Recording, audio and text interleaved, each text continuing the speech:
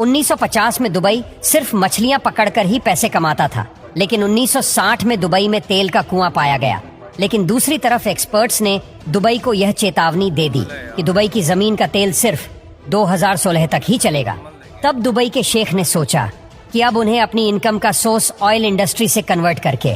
दोस्तों, दुबई के शेख ने एक ऐसा होटल बनाने का सोचा जो पानी में तैरता हुआ होगा और पूरी दुनिया के लोग उस होटल को देखने आएंगे। दुबई के शेख को पैसों की कोई कमी नहीं थी, लेकिन जो उन्होंने फरमाइश रखी थी उसे पूरा करना भी कोई आसान काम नहीं था। अब आखिर कैसे इंजीनियर्स ने बुर्ज अल अरब के होटल को बनाया, कैसे उन्होंने समुद्र के ऊपर ही आर्टिफिशियल आइलैंड को बनाया और उसमें कितना पैसा लगा, आज हम आपको इसकी पूरी जानकारी देंगे। आखिर बुर्ज के रूलर को उनके डिजाइनर टॉम राइट और उनकी टीम ने की सारे डिजाइन दिए, लेकिन शेख ने उन सभी को रिजेक्ट कर दिया।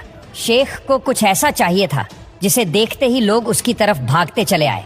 अब एक दिन डिजाइनर इसके डिजाइन को सोचने के लिए समुद्र में योट में बैठकर चला गया और तभी उन्हें एक सेलिंग बोट दिखाई दी। जब उन्होंने ऐसे होटल का डिजाइन शेख के सामने रखा तो दुबई रोलर ने उसे पहली नजर में ही अप्रूव कर दिया। अब दोस्तों, जैसा होटल का डिजाइन था वह समुद्र के बीच ही अच्छा लगता और इसीलिए उन्हें इस होटल को बनाने के लिए एक आइलैंड चाहिए था, लेकिन दुबई में कोई भी आइलैंड मौजूद नहीं है। अब इंजीनियर्स इसे समुद्र में बनाते तो बुर्ज अल अरब को समुद्री तूफान और उसकी खतरनाक लहरों का खतरा हो सकता था। अब इससे बचने के लिए आइलैंड तो बनाना ही था, लेकिन उसके ऊपर एक 1050 फीट ऊंचा होटल बनाना है, जिसे आज तक पूरे प्लेनेट पर किसी ने भी ट्राई नहीं किया।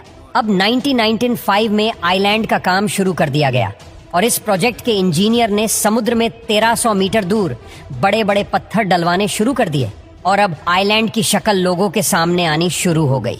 दोस्तों, काम काफी अच्छा चल रहा था, लेकिन तभी अरेबियन सी में एक समुद्री तूफान आ गया। समुद्री लहरों ने आइलैंड को ही हिलाकर रख डाला, जिसकी वजह से आइलैंड का एक हिस्सा भी टूट गया। अब इस खबर ने दुबई के शाही महल को हिलाकर रख डाला। सारा काम इस वजह से रोक दिया गया क्योंकि जो लहरें सिर्फ आइलैंड को इतना नुकसान पहुंचा रही है, वह बाद में बुर्ज अल अरब का क्या हाल करेगी। 5 महीने काम बंद रहने के बाद माइक मेकर ने आइलैंड के किनारों पर कुछ ऐसे होलो स्लैब्स रखे गए तो लहरों की वजह से पड़ने वाला प्रेशर 50% तक कम हो जाएगा। अब उन्होंने एक 3D मॉडल पर इसकी टेस्टिंग भी कर ली थी, जिससे कि सच में यह आइडिया काम कर गया। अब दोस्तों, इंजीनियर्स ने एक कोफर डैम बनाया जिस पर वह बुर्ज अल अरब की फाउंडेशन को तैयार कर सके।